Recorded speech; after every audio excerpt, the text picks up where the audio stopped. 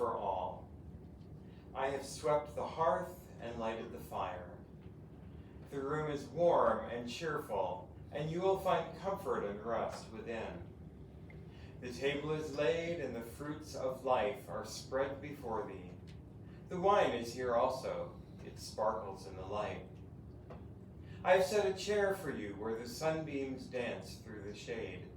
Sit and rest and refresh your soul. Eat of the fruit and drink the wine. All is yours, and you are welcome.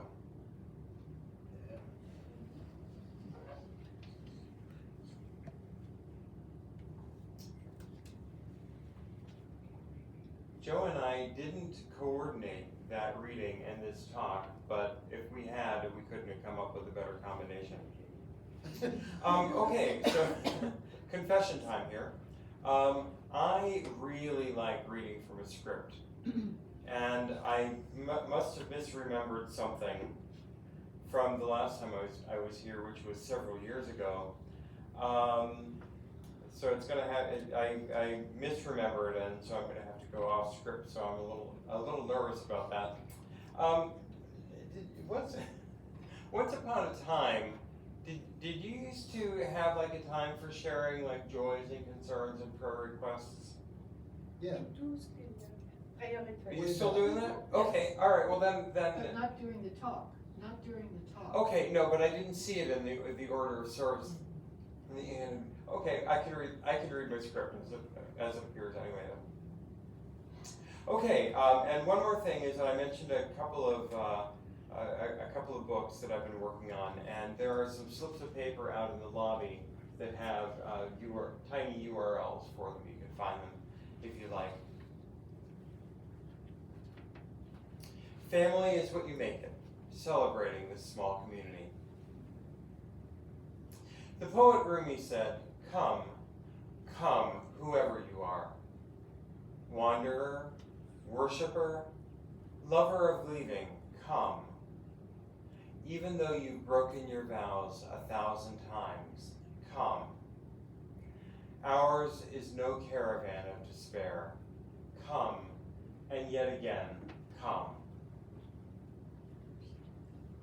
We're told by sociologists who study church groups that it is inevitable that small religious societies will organize themselves as makeshift families.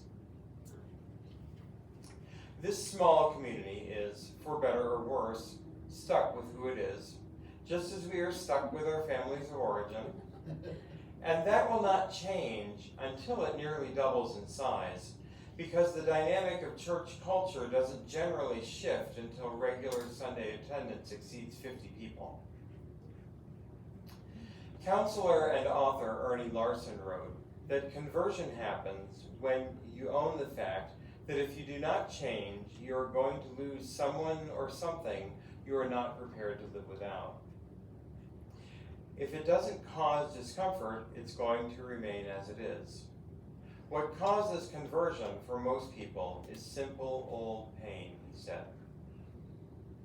I find that whatever people declare about their intentions, you don't really know what they intended to do until you see what they've actually done.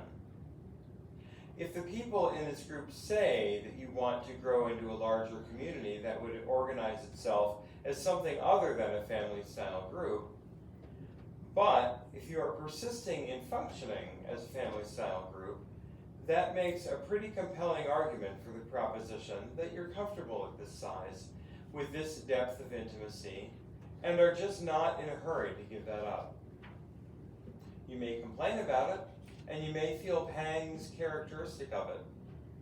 But as with many small spiritual communities, the scales have just not tipped in the direction of motivation to change it. It could just be that the science of mind just doesn't get enough traction in the basin. But I think this group is the way it is because, on the whole, the majority of you like it this way. I maintain that if the members of this or any small community are not in a hurry to give up being a family-style group, that's fine. It really is. Perhaps nobody actually comes out and apologizes for the small size of this group, but I suspect that there are those who wonder if there's something wrong with it. I think you can stop apologizing for being the way you are, and stop thinking that you should be another way. It's just as okay to be a small family-style group as it is to be a small family. Let me talk about my own family of origin.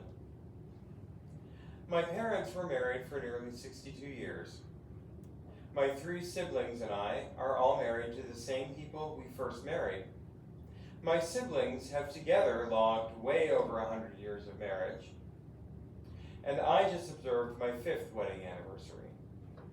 So, the family mythos being the stories we tell ourselves about ourselves, is that we stick together despite some pretty harrowing circumstances, such as my mother's 9-year bout with severe depression, my father's 31 years of scary cardiovascular events, my sister's temporary divorce, and religious wars surrounding the break that 3 of us kids made with Roman Catholicism, and then my gayness and immersion into neo-paganism.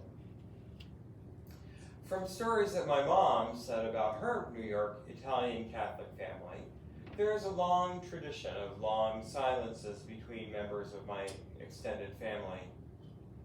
At one point, my elder brothers and my sister's families delivered to me some unacceptable bottom lines about the fact that I was gay identified while I was still Christian identified, and the silence between me and them lasted over 7 years. In our family, we have longevity, and people disappear from and reappear in one another's lives. I have one brother who is sometimes unnecessarily punitive. I have one brother who is sometimes unnecessarily angry. I myself am sometimes unnecessarily righteous. Yet we've had our months and even years of peace. During Dad's terminal illness, for example, we were exemplary in our kindness with one another.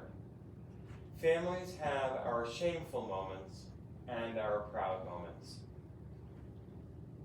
And so it goes in all voluntary associations. People come and leave and yet again come. They commit to membership and then stop showing up. They lose their connection with whatever they thought the community was about, or what they thought they were about when they were with the community. And they wander off, and now and then somebody storms off. Meanwhile, some people wander in, and if they sense that they found the right place at the right time, they swoop in and join everybody at the table and stay. Little by little, the spiritual family changes. Unitarian Universalist theologian James Luther Adams made much of the makeup of voluntary associations, the phrase I just mentioned. He stressed the point that there are so many associations we are in over which we have no control, family of origin for one, and national citizenship for another, that our voluntary associations serve to strengthen us to withstand the stresses caused by our involuntary associations. Which is why my family of choice has always been more important in my reckoning than my family of origin, my relatives. Surely, my family of origin has been the more influential factor in forming who I am. But my family of choice, the family of my close friends, often counts more in my affections, despite the adage that blood is thicker than water. It's true that when it comes down to practical needs, I will probably be there, morally at least, for members of my family of origin more often than I might think. For example, I used to fight with my mom nearly every time I saw her. But after my dad died, I began writing to her every week, and she told me that those letters meant a lot to her. But when I needed to process how bad I felt when I would fight with my mom nearly every time I saw her, it was never members of my family of origin that I would go to. It was always members of my family of choice, the people with whom I associated voluntarily. Excuse me. Religion professor Mircea Eliade wrote about how hierophanies, revelations of something sacred, happen in time and space and transform those times and spaces from something utterly insignificant to something that anchors us spiritually. What he said happens with those times and spaces is that human beings then reenact those sacred events, reconsecrate those spaces, and that is the stuff of ritual. Ritual functions symbolically and temporarily to set aside time and space to a time outside of time and a space outside of space. Families have their own rituals. You know what yours are. You know what your holidays are and what is supposed to happen during them. You know the difference between the rhythms of your home on everyday days and on special days. Routine is just routine, true, but when routine takes on special significance, when it becomes a means to an intentional end, that's when it becomes something more, something sacred, something holy. In my ritual and worship class at theological school, we were advised to account for two kinds of happenings.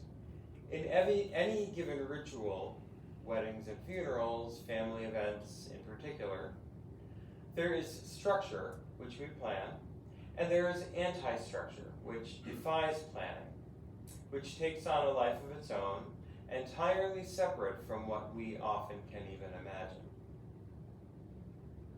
When this group's leaders are planning your Sunday meetings, those meetings follow a basic structure. I belong to a lot of different religious traditions, and I can assure you that the procedure here on a Sunday morning remains very mainstream, even though this is a spiritual center and not a church. That's because the function of ritual doesn't change with differences in content. A group gathers to separate itself from mundane space and time.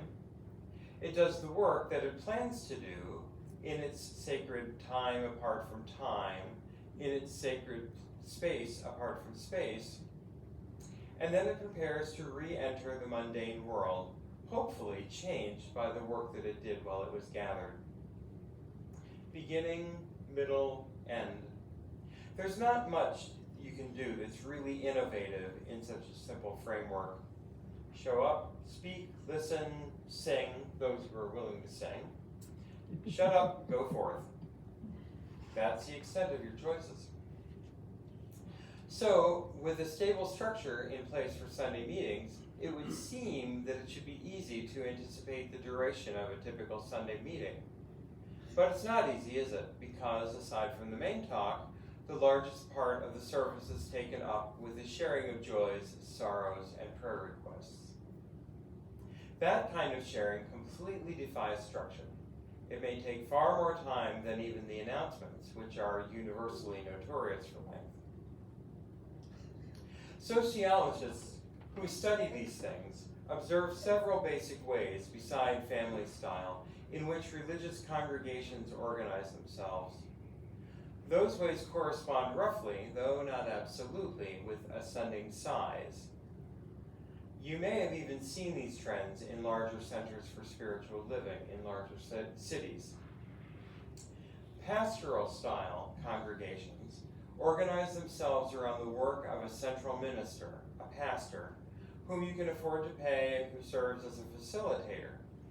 In such congregations, you may not know everybody's name, but you definitely recognize the faces, and you can still tell who's new on a given Sunday. Program-style congregations become possible when the congregation, the treasury, and the staff are large enough to support numerous programs, and the minister is more a coordinator of a circle of committee chairs than someone who works directly with all the congregants. You probably only know people who participate in the programs you're involved with, and perhaps a few people that you or they know from other programs. In corporate-style congregations, the minister functions naturally as more of a CEO, the face of the group, with a high profile because of speaking on Sunday, but not necessarily with mutually familiar relationships with congregation members congregation members who are not part of the highly ramified leadership network. If there's more than one service, you probably only know people who go to the service you go to. You may wish that you had more programs and more people to carry the weight of making those programs happen. It's true that there's a baseline amount of work to be done in any household, large or small, and that in large households there are more hands to do that work. The extra work created by the presence of extra hands compared to the work they accomplish is small. When a family of 3 acquires another mouth to feed, the family is impacted far more than when a family of 9 does, but a family of 10 can make a farm run. There's a Hebrew proverb that says, more or less, in a stable where there are no oxen, the feed trough doesn't need cleaning or filling, but an ox's strength brings much increase. The benefits of growth are usually worth the headaches, just as adding a new child to a family is joyful even when it's scary.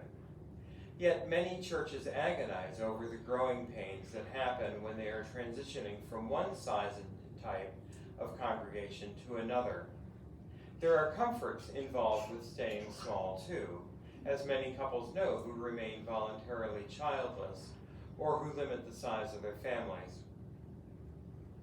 A publication I once read about church growth points out that a small group like this one is like the bar Cheers in the TV show, where everybody knows your name. I have been part of several small congregations in my day, and the challenge always seems to be, and I even heard Karen make a reference to this, that all hands are always needed on deck, and not only does everybody know your name, but everybody notices when you're not there. And sometimes feels your absence acutely. When my father died, 16 members of his and Mom's clan of 20 attended his funeral, and everybody knew who wasn't there. The 4 of us who were missing were conspicuous by our absence. I really like belonging to groups where you're noticed when you're not there, where there's a place at the table for you, whether you show up or not. In some communities, a family-style church group is family-style because it's composed mostly of literal relatives. From what I remember from when I was last here, this group isn't composed that way. But I do get the impression that there's ample opportunity to figure out where you can fit in here, just as family members fit into roles in their families. I think, paradoxically, that slow growth imparts staying power, as you discovered when you weathered the pandemic and kept your doors open. I admire that, and I think that staying power is worth celebrating. And I invite you today to celebrate it. Why not feel good about who you are? What, after all, is the alternative?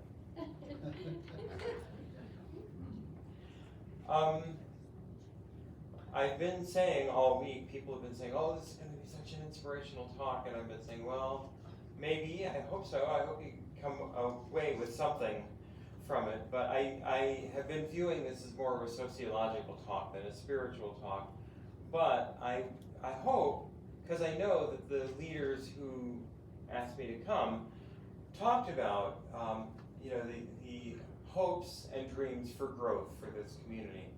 So I hope that you got a takeaway from this, and if you did, and if you want to talk some more about it, I'll be glad to hang around for a while and talk a little bit, because I belong to small churches and I belong to really big churches. So if maybe something jogged something for you and you want to think differently about who this community becomes in the Yucca Valley, or in the basin, I'll be glad to talk about it later.